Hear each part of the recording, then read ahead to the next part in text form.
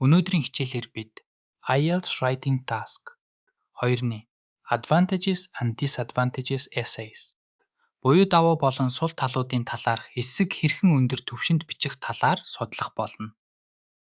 Энэ төрлийн эсийн бүтэц давуу сул талыг илэрхийлэх чухал үг хэллэгүүд дүрмийн зөв хэрэглээ мөн advantages outweigh disadvantages гэсэн асуултад хэрхэн ухаалаг, яг таг хариулах тактикуудыг бид дэлгэрэнгүй авч үзнэ.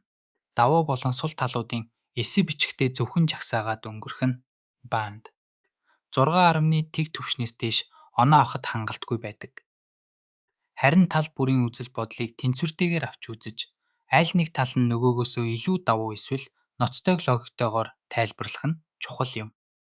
Энэ coherence and cohesion болон task response шалгуурыг өндөр түвшинд хангахад тусална. IELTS IE lexical resource буюу үгсийн сангийн оноог ахиулахын тулд мэргэжлийн академик үг хэлхийг зөв хэрэглэх нь чухал.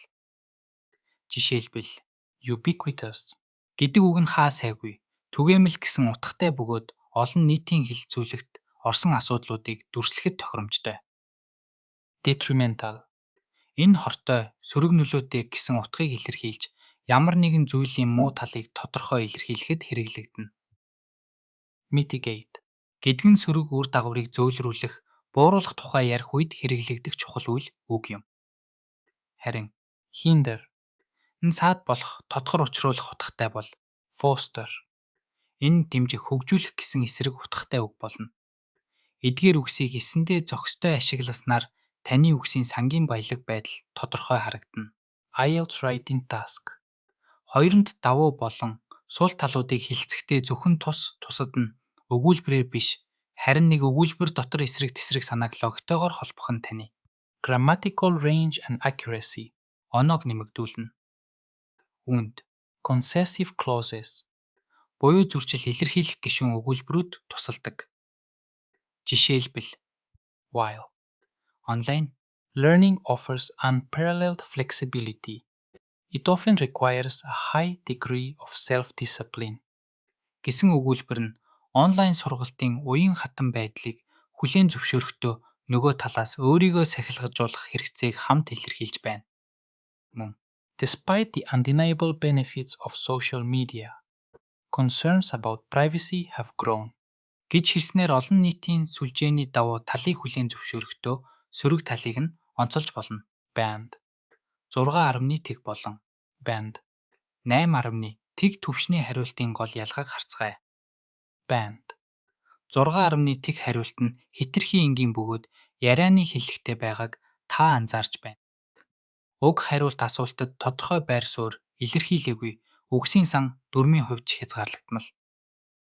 Харин banned 8.1-ны тэг хариулт нь while гих мэт нарийн төвхтэй өгүүлбэрийн бүтцийг ашигласан.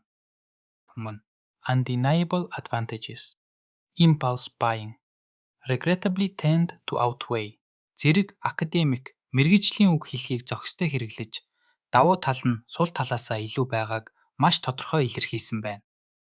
Энэ нь бүх IELTS шалгуурыг өндөр түвшинд хангадаг, дүгнэлт хэсэгт эсвэл аргументуудыг нэгтгэн дүгнэхтэй энэхүү хэлхийг ашигласнаар та тухайн асуудлын үр дагавар нь олон хүчин зүйлээс хамаардаг болохыг тодорхойж болно.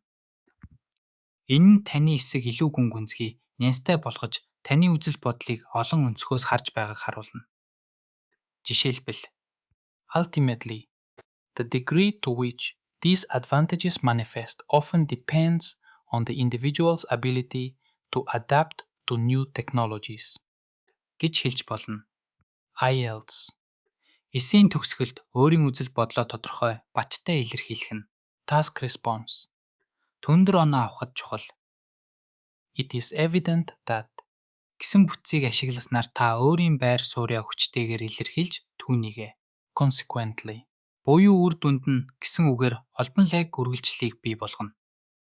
Жишээлбэл it is evident that the advancements in artificial intelligence bring about more benefits than drawbacks. Consequently, societies are likely to experience significant transformations гэж хэлж болно. Одоо та бүхэн өөрсдийн мэдлэгээ шалгах дадлаг ажил хийцгээе. Some people believe that spending a lot of money on space exploration is justified, while others argue that this money should be spent on more pressing issues on Earth. Discuss both views and give your own opinion. Do the advantages of space exploration outweigh the disadvantages? Гэсэн асуултад хариулахыг хичээгээрэй. Энэ эсэнд аль нэг талыг баттай дэмжих, эсвэл давуу тал нь сул талаасаа илүү байгааг тодорхой илэрхийлэх нь чухал. Өмнө үтсэн академик үг хэллэг болон дүрмийн бүтцүүдийг ашиглахаа мартуузай. Энэ хичээлээр бид Advantages and Disadvantages Essays, IELTS Band 7.5 төвшөнд бичихэд шаардлагатай бүтэц, үгсийн сан, дүрмийн онцлог, мөн тактикийн талаар дэлгэрэнгүй явж үзлээ. Эдгээр мэдлэгийг ашиглан та эсэ бичих чадвараа сайжруулж, хүссэн оноондоо хүрэх боломжтой. Дасгал сургуульд хийж, бичсэн эсэхийг үргэлж мэргэжлийн багшаар хянуулж байгаарай. Баяртай.